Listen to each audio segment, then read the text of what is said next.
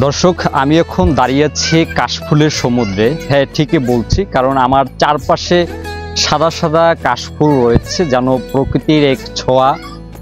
এই কাশফুলে কিন্তু যারা পর্যটক রয়েছেন তারা কিন্তু দূর দূরান্ত থেকে আসছেন, কেউ ছবি তুলছেন, কেউ গল্প করছেন, কেউ এই যে বাতাস রয়েছে শরৎকালে সেই বাতাসে নিজেকে দুলিয়েছেন। আমরা যদি এখানে দূর দূরান্ত থেকে যে পর্যটক আসছেন তাদের সাথে যদি একটু কথা বলার চেষ্টা করি, তাদের অনুভূতি আমরা জানার চেষ্টা করব।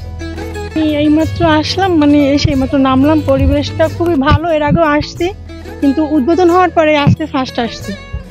আর পরিবেশ বাচ্চাদের জন্য তো এটা খুবই ভালো একটা পরিবেশ, সুস্থ পরিবেশ, যানজট নেই, তারপরে কোনো শব্দ নেই, কোলাহল নেই, খুবই মনোমুগ্ধকর পরিবেশ। এবং আমাদের এখানে কিড জোন রয়েছে। বাচ্চাদের ক্ষেত্রে কিড জোনটা রাখা হচ্ছে, বাচ্চারা যাতে বিভিন্ন গেমস আসক্ত, মোবাইল আসক্ত বা বিভিন্ন ধরনের আউট অকারেন্সের সাথে জড়িত যাতে না হয়, সেইটা থেকে কিছুটা আমরা তাদেরকে মেধা বিকশিত করার জন্য আমরা কিড জোনটা রেখেছি। কিড জোনে আমাদের আপনি যদি ভিতরে যান তাহলে দেখতে পাবেন যে কিড জোনে আমাদের বিভিন্ন আইটেমস রাখা আছে, 20+ আইটেমস রাখা আছে তাদের মেধা বিকশিতের জন্য এবং আনন্দ বিনোদনের জন্য। উদ্দেশ্য বলতে আসছি একটু ঘুরতে মূলত, কিন্তু আইসা গত বছর আসছিলাম, গত বছর ওই পারে আরো অনেক ফুল ছিল, গত বছরের পরিবেশটা আরো বেশি সুন্দর ছিল। এই বছর হয়তো একটু মডিফাই কারণে ওই সুন্দরগুলো আসলে নষ্ট হয়ে গেছে। এই আসলাম মাত্র, আজকে ভালোই লাগতেছে।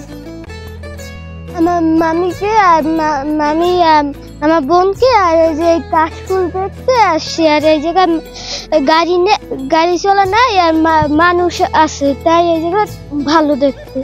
আমরা দূর দূরান্ত থেকে যে পর্যটক এসেছেন তাদের সাথে কথা বলেছি, তাদের অনুভূতি আমরা জেনেছি।